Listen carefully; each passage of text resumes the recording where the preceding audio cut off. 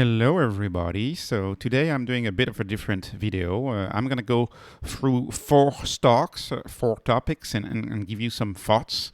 These would have been individual videos, but I've been very busy these past few days, so I'm trying to make it all in a video to still think about the channel. But these past 2 days have been extremely busy for me, which is why I haven't published my usual daily video. Really, the start of 2024 is a busy one. Anyways, what's going on? So the first stock I want to cover is Tesla. Tesla, of course, has gotten very cheap in my view. I mean, at 212, I think it's a joke. I think this stock should be well above 300 right now. I find it extremely cheap. The stock has not moved in 3 years. It actually, in 3 years, it's done exactly a 0.92x in 3 years. But here's the thing: revenue of this company has done almost a 3.4x in 3 years. So you can see the revenue is as multiplied by 3.4 times, but the stock has stayed flat. It's even gone down quite a bit. And so Tesla just keeps getting cheaper on a price to sales basis. Keep in mind, we are awaiting at the end of this week, we are awaiting their Q4 results, and we already know that the deliveries are good, which means that the numbers for revenue for the Q4 should be even greater than that. So actually, we might be looking at, I don't know, a 4.6, a 3.6, a 3.7 times revenue in 3 years, yet the stock is still flat. And so to me, this is a steal. To me, this price is a great price, and I'm happy to buy more Tesla. I've been buying more Tesla, but I bought it a little differently this week. I did buy LEAPS. So if you're familiar with LEAPS, they are long-term call options. I've never talked about options on this channel. It's not my main strategy. My main strategy is buy and hold a stock. But sometimes I like to do options when I see a stark quick drop in prices, like when you see a very quick drop in prices and it seems very unwarranted in my view, then that's when I think options get very interesting. And I bought these options. So it's the Tesla January 16, 2026 call option, right, in 2026. So you got a bunch of time. You're buying mostly time here. That's what you're buying at a $200 strike price. So the option I bought is the cost per option is 68. So 68 times 100, because options can only be bought by 100. I only go through this because I never went for options on the channel. So if you don't know how options work, that's why I go through this. But anyways, you do 100 times 68. So the price of one contract is 6,800. And those 6,800 that you give in today, what do? They give you the right to purchase 100 Tesla shares at $200 a piece on January 16, 2026, so about 2 years from now. And I really want to be buying Tesla 2 years from now at $200 a piece. I'm interested in that price 2 years from now because in my view, the stock will be much higher 2 years from now. And why do I think that? Why do I like January 26 so much? Well, because A, I believe that interest rates will be back near zero by then. To me, the Fed is more than bluffing. You can see they're already predicting a full percentage point drop for 2024. I believe these drops will increase in 2025 and in 2026. So to me, we'll get back to a near zero interest rates environment, or something nominal like 1.5% or 2% is where I think we're headed. In 2026, we should have a Model 2 excitement with the Mexico Gigafactory. In 2026, we should have the Cybertruck ramped. If you look at the ramping of a Cybertruck, is it realistic that they'd get to 600,000 units? It's entirely realistic in my view. When you think the F-150 sells about 800,000 units, I think it's entirely realistic, especially the Cybertruck has a lot of induced demand, new demand. By 2026, we should have Tesla Energy scaled, or at least well into scaling and not into the 100% a year growth numbers anymore, lower than that, but with a much higher base. We should have a Tesla Semi ramping back then, back in, when in 2026, Semi should be ramping, and then we can't time when FSD comes, but FSD will come one of these days. And when it comes, I want to be in the stock, right? I want to be in the stock when it comes. And so this is a nice way to increase options, in my view, are a nice way to increase exposure to Tesla, more exposure to Tesla without having to necessarily buy the stock today, but just buying it later on. And so I very much love this play. I'm very happy to have bought some LEAPS on Tesla. I did that this week. I would have made a full video about it, but I was so busy I could not. So what's another stock that I want to talk about briefly? It's Enphase. Enphase is at $103. So let's do the same thing. $103. That means the stock is the same price, right? So 1x, 100% is the of the price it was a bit under 3 years ago. So the stock hasn't moved in 3 years roughly. For Enphase, stock hasn't moved in 3 years. Yet the revenue is a 2.16x in a bit or under 3 years. So revenue more than a double, stock flat. That means on a price to sales basis, Enphase is twice as cheap today as it was in 2021. And of course, one of the reasons why I'm interested in buying Enphase at these levels, I haven't bought LEAPS on Enphase yet. I've only bought the stock, but I'm considering LEAPS. I'm going to be studying that next week. Is of course the story of the interest rates. The interest rates are going down. People are going to be able to borrow, and they're going to be able to set up solar on their roofs, set up solar on their homes in the interest rates go down. I believe this adoption will pick back up. This adoption of solar will pick back up even more as energy prices keep going up in the US, in Europe. Utilities are rent-seeking companies. Even if the rate increases are not justified, they will continue with those rate increases and blame inflation and focus on the now. These old legacy companies, it's all about focusing on the now and increasing prices. And my guess is that it will come back to bite them, and they will regret it because people will simply entirely cut themselves off the power line and simply produce their own power, because once you've set up your Enphase system, the power is free. It's your power forever. And I'm looking to buy some LEAPS, so I'll be looking at Enphase LEAPS. Some additional thoughts on Enphase. I really wanted to react to this comment. This is not the first comment I get about some of these statements. I wanted to briefly address them. This is Wheat and Tears who gave me this comment telling me, he's concerned about risk factors. One of them is Trump presidency and perhaps the end of subsidies that would come associated supposedly with Trump presidency, recurring revenue, and then the moat. And so I want to address these really quickly. First of all, the Trump presidency. Well, even if Trump becomes president, I doubt the subsidies will end. And the reason why I greatly doubt those subsidies will end is, well, there's two things. First of all, remember, you need all free houses to pass a bill, right? To pass a bill, you need all free houses. And right now, if you include the independents in the Senate, the Senate is Democrat. And so the Senate, with election cycles, right, the Senate is likely to remain Democrat, I believe, even if Trump is president. Now, the House turned back Republican, which the House was Democrat before, which all I'm trying to say is that gridlock is the standard mode of operation of Washington. Bills don't get passed. They're very, very, very tough to get passed, and it's only like short periods of time or like periods of very, very high consensus that get bills passed. Right? It's not like in Europe. If you look in Europe, prime ministers in Europe have a lot of power. They're almighty.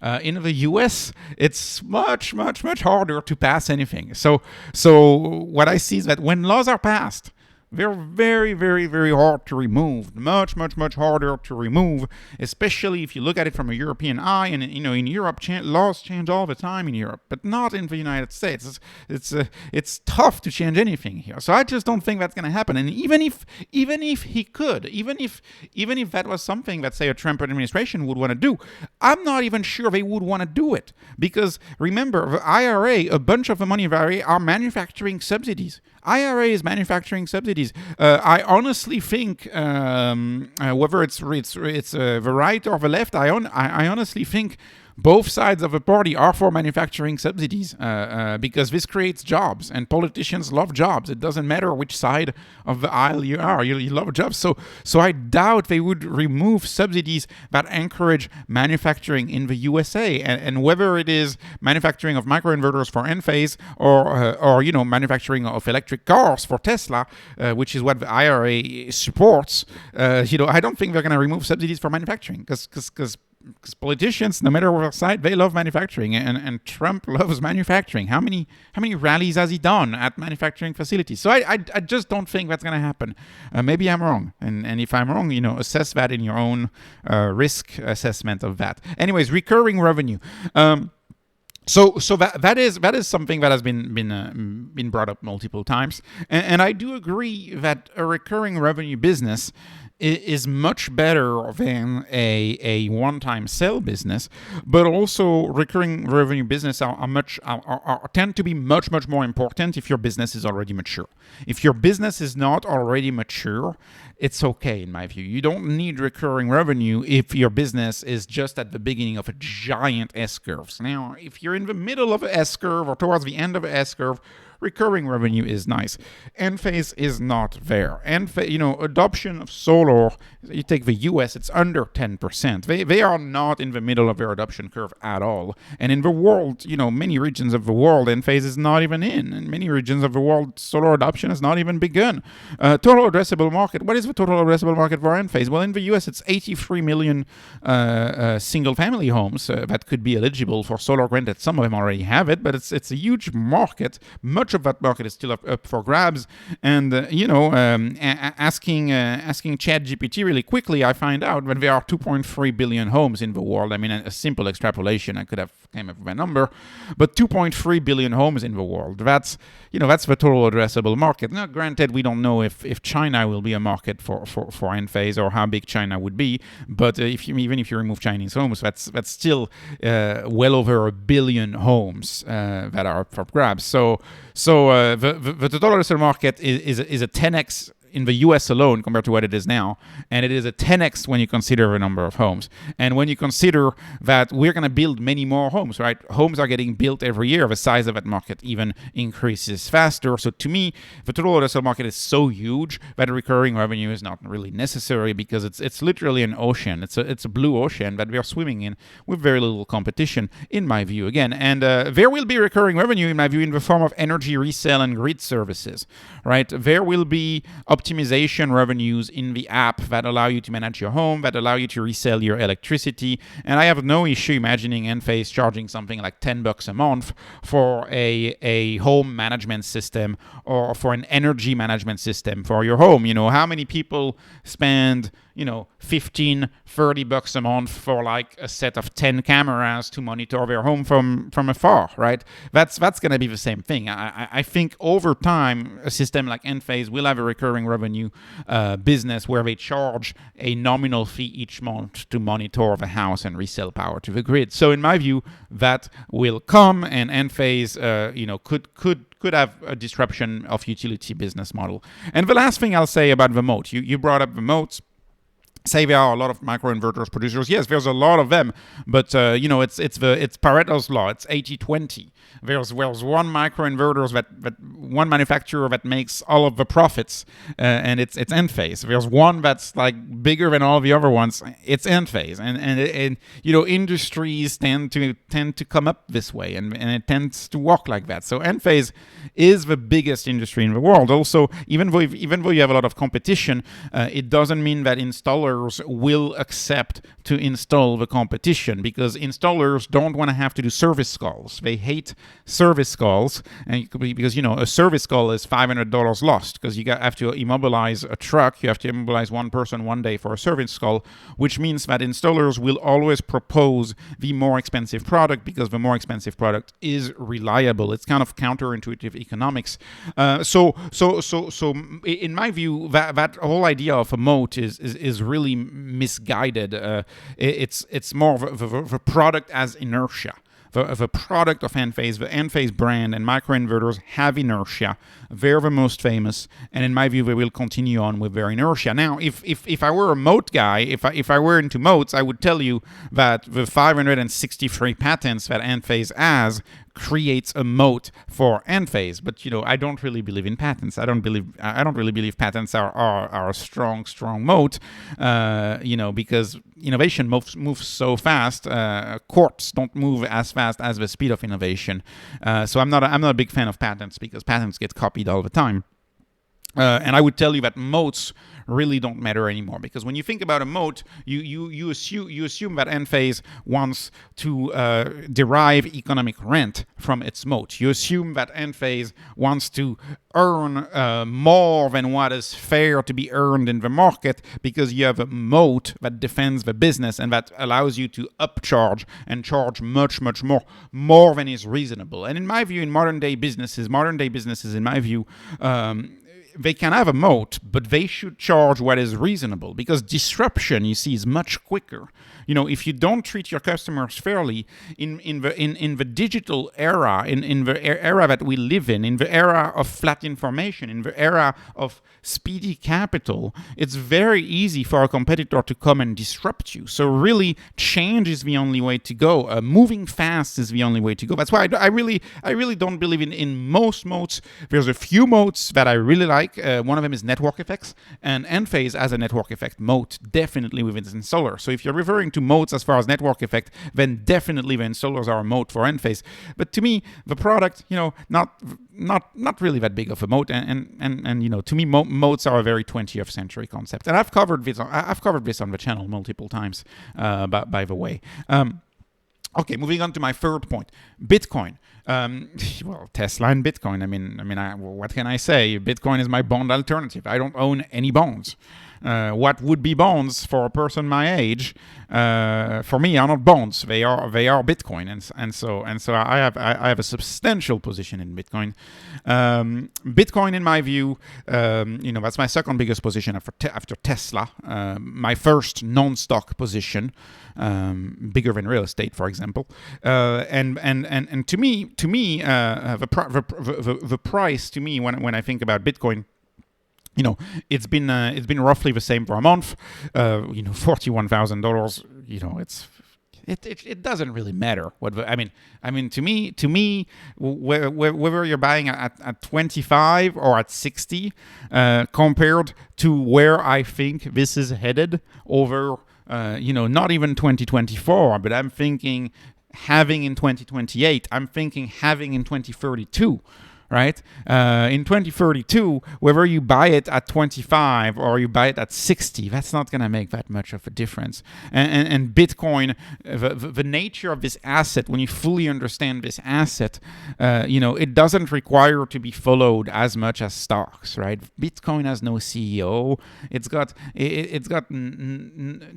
There's really not much that can go wrong. It is a commodity. It is not an enterprise, right? It's not a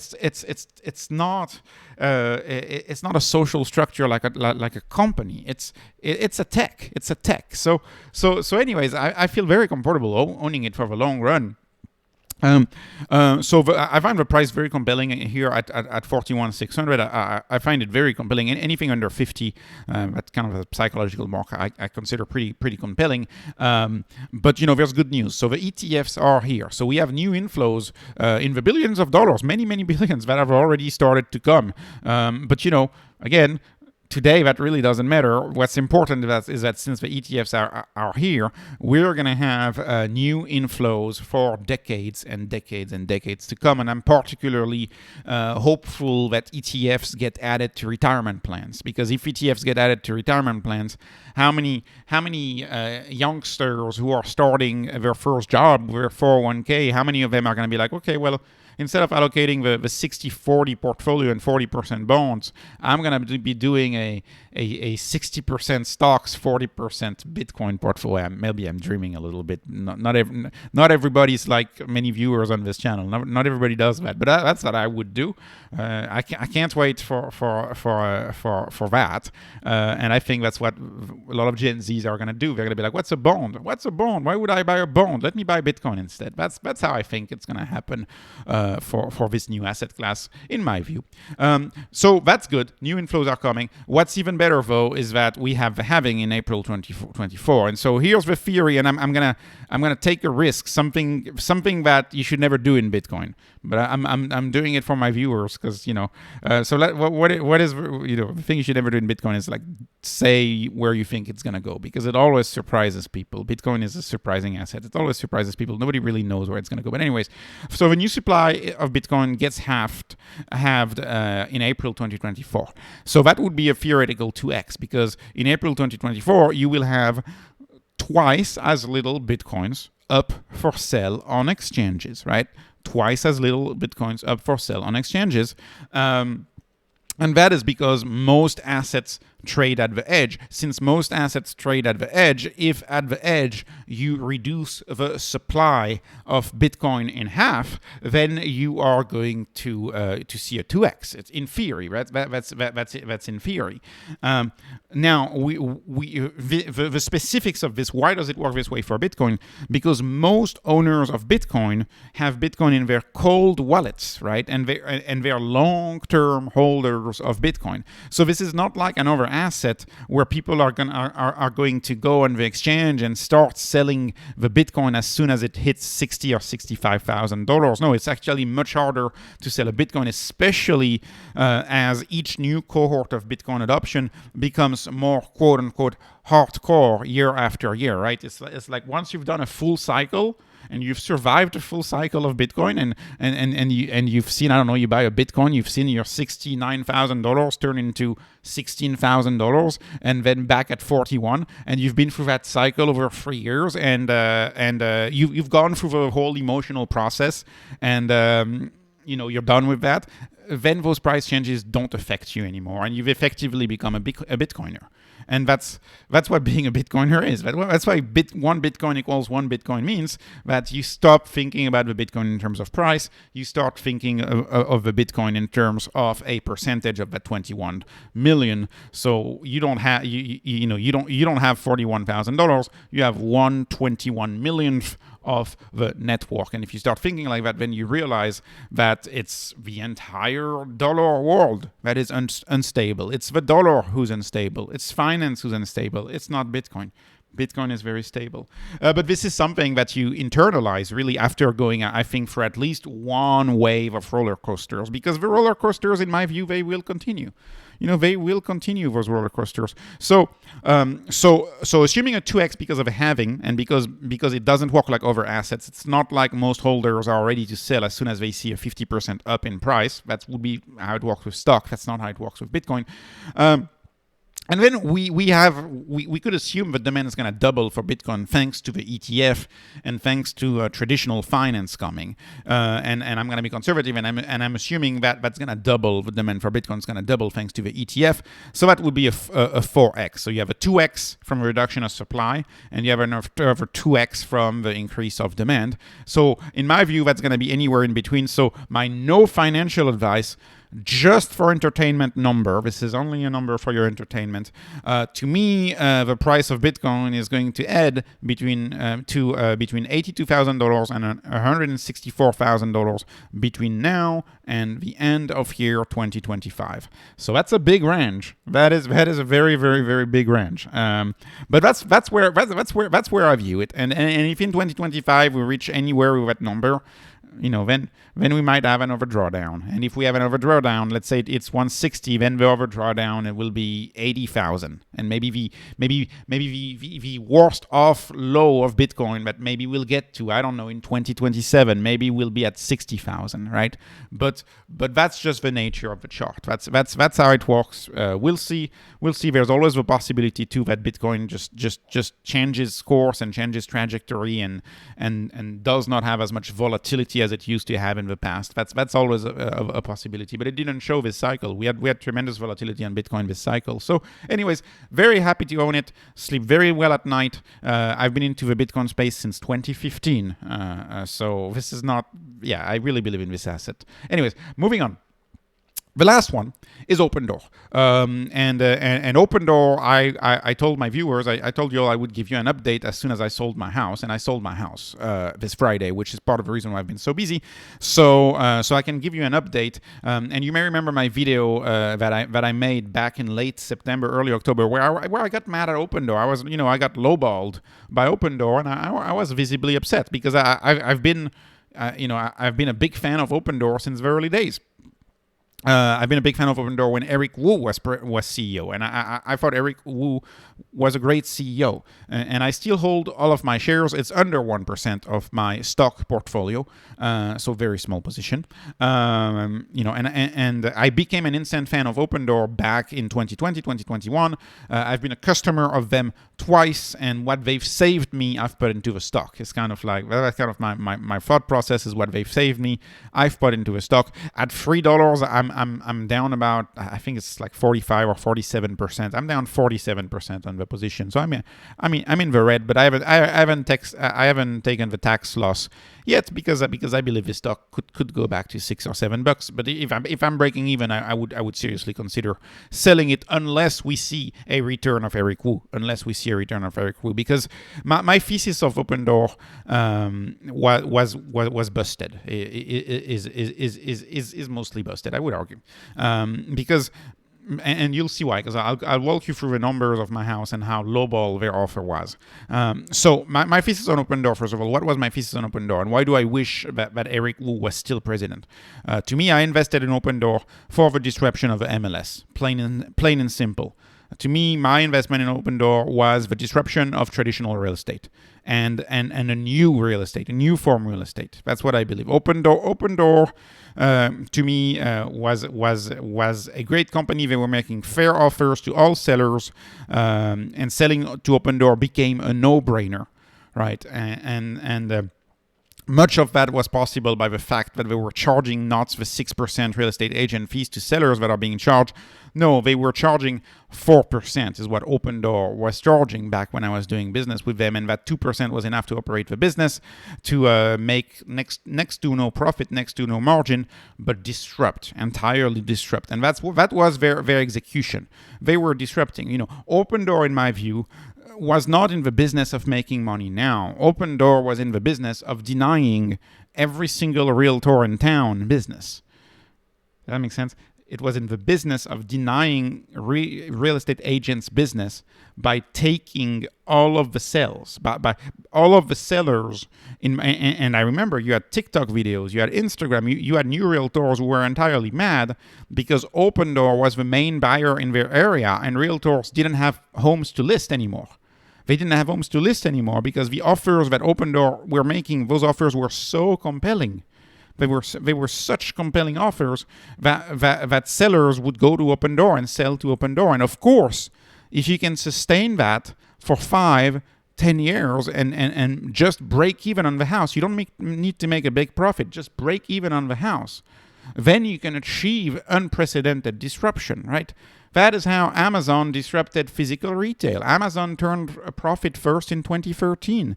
They operated with razor-thin margins. That is how you disrupt. You disrupt by making just enough money, just break even, and then focusing on your growth, focusing on your market share. They were executing. They had exponential growth. They could go for that giant company, for the Amazon of real estate. But that has changed. That has changed when the Fed bluffed, when the Fed came with their bluff, and what is their bluff really? That was that, we're going to raise interest rates. And of course, that's entirely a bluff. And in my view, interest rates will be back to zero much sooner than later. Right, 2026, in my view, we're back to zero. They don't have a choice. There's too much debt in the world. There's too much debt in the U.S. There's too many zombie companies that need to get refinanced. You can't keep interest rate this high. Otherwise, you're gonna get into a depression. And so this is a bluff in my view. And in fact, for having been in this real estate world for the past month and talking to my realtor over and over again, buyers know that full well right now. And buyers are buying their homes at 6.5%, 6.7% mortgages. They're buying homes, and they know full well they'll be refinancing in 2 years. So they don't even look at the payment today that they have in their fixed rate as a payment they're going to have over the life of the loan, because they know full well that interest rates are going to drop and they'll be able to refinance, which is why real estate, in my view, has barely moved in terms of prices. It's still the same. But anyways, Opendoor became Sharky. They became Sharky, and they didn't put the customer first. And this was my experience. I think Opendoor right now, very in it to make money, very in it for quick profits. They've caved to Wall Street, and to me, I didn't want to make money now with that stock. With that stock, I was not interested in making money today. I didn't want to see any earnings today. What I was interested in that stock was the disruption of the whole market, right? The disruption of the entire real estate market. The Amazon of real estate was the reason why I was interested in that stock. Right, the disruption of the entire market, which is a rent-seeking market. That's all based on rent-seeking and old practices, and hasn't come into the real world. That's why I was into Opendoor. And that was very disappointed. My third time trying to be a customer of Opendoor. So I'm exiting the rental business. I used to make the mistake of owning rentals. I could cover this on the channel at one point. So I'm exiting the rental business. So I had a rental for sale that I wanted to sell. The market value of that rental house was $230,000. By the way, this is not the Zillow market value. This is not a hopeful market value. I know my area well enough. This is the true market value. What I believed was fair, based on what I see in my area, right? Not some hopeful price. And so I contact Opendoor for a quick close, because that's the point of Opendoor. You can close in 3 weeks, right? Not 3 days, right? 3 weeks. You can close in 3 weeks. So I contact them in September, and they offer me 186 when I assess the value at 230. So that's 23.4% below market. So you imagine the shock. And then they still charge you the 5% fee. Realtors charge you 6%, so that's a little cheaper here. But then they tack on $7,000 of imaginary repair. Like they sent someone, and that person tacked on $7,000 of imaginary repairs. So that would have been their offer, but upside is the house would have sold in 3 weeks. So that's what I call a Sharky offer. That's a desperate offer. And when you have a house for sale, get ready to have spam calls on your phone all the time. And I got plenty of spam calls on my phones from sharks making offers. And the offers of the sharks were very, very similar to that, right? They were like 170, 165. That's what the sharks were offering, which is roughly what Opendoor was offering if you take into account the imaginary repairs and the 5% fee. So Sharky offers all the way.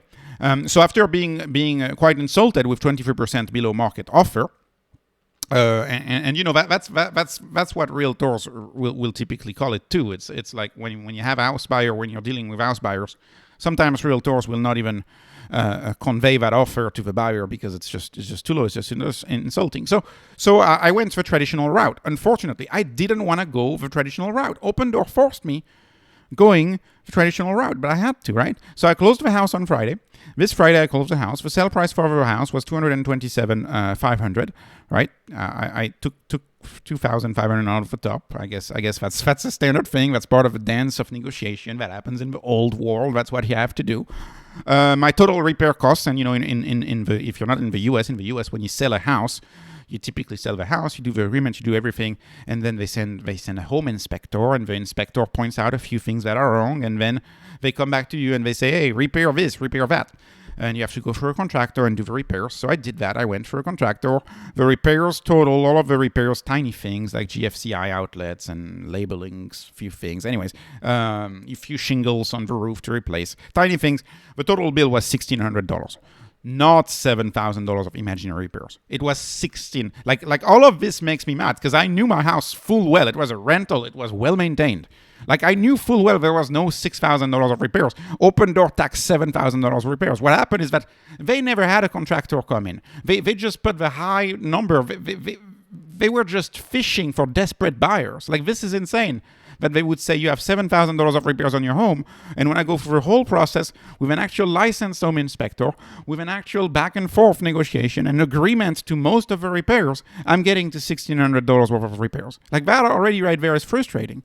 The fees in real estate for an agent were 6% fees, so more expensive than Opendoor, and the time worse off than Opendoor was 3.5 months, so way worse. And also high uncertainty because if you've sold many homes, you know how that works in the US. If you've sold many homes, which I have sold many homes, and I knew this was going to happen, I actually had sold, quote unquote, sold the house in October for full price. I had sold it in October of 2023, but the buyer didn't get their loan. And so when my first buyer didn't get their loan, so when your first buyer doesn't get the loan, you're screwed as a seller, which is part of this whole uncertainty. So I had to actually sell the home twice, and thank goodness the second buyer got their loan. So the first buyer walked away because they didn't get their loan. But the point is, so you have this high uncertainty. So it took almost 4 months to sell, and the fees were higher. But you got a fair offer, you got a fair price. So how did I net by going traditional versus going Opendoor? Well, I netted, well, of course, I'm not saying, but there was obviously a mortgage on the house. The channel is beat the denominator, so there's obviously a mortgage on the house. I would never buy a house without a mortgage. But anyways, the point is excluding the mortgage that I have to pay back, the net was 212 versus 169 for Opendoor. So that's a $42,000 difference, a $42,000 delta between going with Opendoor and going the traditional way. In the past, the 2 other times that I went through Opendoor, the delta was almost nothing. The delta was like 1 to 3%. So they moved from 1 to 3% to say 25%. Which is insane. So all of the goodwill that they've built with all of these customers who were big fans of Opendoor, one insulting offer at a time, they are building back the business of real estate agents. This 180 pisses me off as a long-term investor. You know, my style of investing is a long-term investor, right? Like to me, I am fine owning this stock with, say, a 10% odds that it's 100x and 90% odds that it's, you know, down 50% or down 70%. Those odds are great, right? I'm almost looking at a company like Opendoor as an option, and I'm sad that they decided to go for I don't know, the home flipping business. They're a home flipper. So hopefully Eric Wu comes back. Hopefully this trying to make money now today at the expense of growth goes away, and they get back into the growth mode. And you know, I say this as a company, as a customer that has used Opendoor multiple times. I was ready to go with them. If only they offered market price. So anyways, and that's what you get for having a CFO at the helm of this company. So anyways, this was perhaps a little long on Opendoor, but now you know everything, and you have closure on Opendoor stock, which is a stock that I was very bullish on in the early days of the channel. So anyways, thank you so much for watching. This was not financial advice, no investment advice, just entertainment. Please like, please subscribe. Have a wonderful day.